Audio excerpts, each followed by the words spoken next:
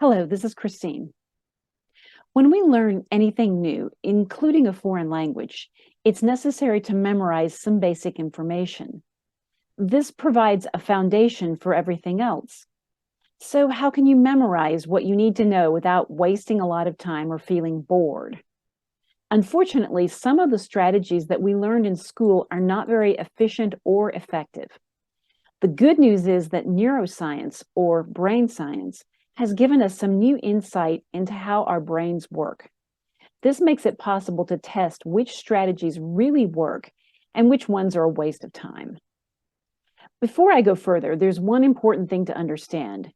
You don't get something for nothing. You have to work to remember information.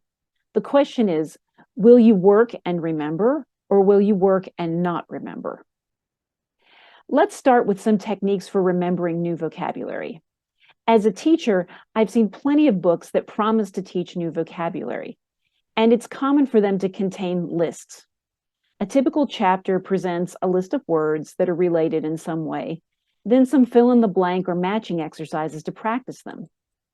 If you do exercises like this, you'll remember the words for a short time, and then you'll forget most of them. Why? Human brains are not good at remembering text. You can remember new words as text for a short time, but unless you use those words a lot after that, the words will not get stored in your long-term memory. You might pass a test or get a good grade on a homework assignment, but you won't remember the words for very long. Human brains are good at remembering images. They're very good at remembering familiar images. So let's say you want to remember the names of some everyday objects in English. Get a package of sticky notes. Look up the names of the objects in your home. Write each one on the sticky note and then stick a note to each object. Yes, I understand that your home will look a little strange with notes that say chair, table, or bookshelf, but give it a try. The next time you need the name of one of those objects, all you have to do is to make a mental picture of your home. In your mind, walk to the object whose name you want to remember. The sticky note with the name will be there. Congratulations, you just remembered the words you wanted. This is one example of how you can use images to remember words.